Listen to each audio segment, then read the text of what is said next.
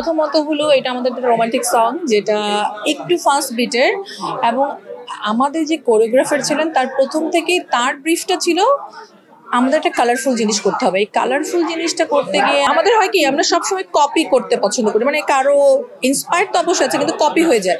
So ওই জিনিসটা মাথায় রেখে আসলে কস্টিউমটা করা। ভাইয়া কি আগে পরেনি, সাবিলাকে কোনটাতে সুন্দর লাগবে, কোনটাতে তাকে নায়িকার যে ফিলটা ওইটা লাগবে, তাকে যাতে খারাপ না লাগে দেখতে, স্ক্রিনে যাতে তাকে সুন্দর প্রেজেন্টেশন থাকে, সব কিছু মিলায় আসলে এই কস্টিউমটা করা। এবং এইটার জন্য সবচেয়ে বেশি যার কথা বলবো সেটা হলো আমাদের কোরিওগ্রাফার, এবং রাফি খুবই happy for every costume background. এতগুলা ব্যাকগ্রাউন্ড ছিল, আমাদের সাবিলা সাকিব ভাই ছিল, সো সবকিছু মিলায় আসলে আমাদের একটু কষ্টও চাপ গেছে, বাট আমরা দিন শেষে উতরাই গেছি। ব্যক্তি শাকিব খানকে নিয়ে আসলে বলার কিছু নাই, উনি অ্যাজ এ পার্সন এত ভালো একজন মানুষ, আমার দেখা লাস্ট সুপারস্টার।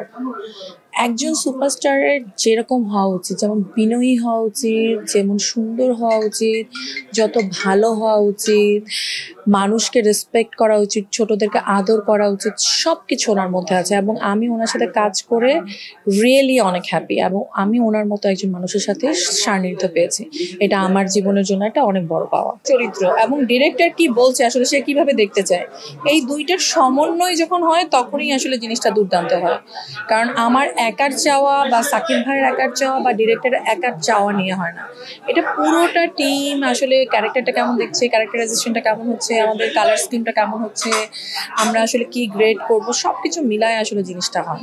আমি বলবো আমার আগে এখন পর্যন্ত কোনো কস্টিউম ডিজাইনার মার্কেটে নেই। আমি লাস্ট পার্সন যে কস্টিউম ডিজাইনিং এইটা পেশা হিসেবে নিয়েছি, ফার্স্ট পার্সন যে পেশা হিসেবে নিয়েছি, এবং আমি খুব সুন্দর আমার পেশায় কাজ করছি। এবং আমি প্রথমে বললাম যে আমি যেহেতু হাসরুফ ডাউন অমিতাভ রেজার প্রোডাকশন হাউস থেকে এসেছি, আমার জীবনের শুরুটাই অনেক স্মুথ ছিল, কাজ করতে আমার কোনো রকমই সমস্যা হয়নি। এবং ওনাদের এখান থেকে শেখা, কাজটা কীভাবে করতে হয়, কীভাবে প্ল্যানিং করতে হয়, কীভাবে ডিজাইন করতে হয়, সব কিছু ওখান থেকে শেখা।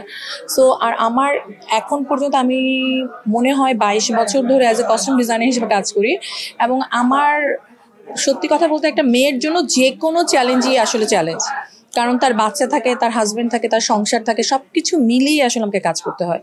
সো যে কোনো মেয়ের জন্যই কোনো কাজই আসলে ছোট না, সব কাজই আসলে কঠিন।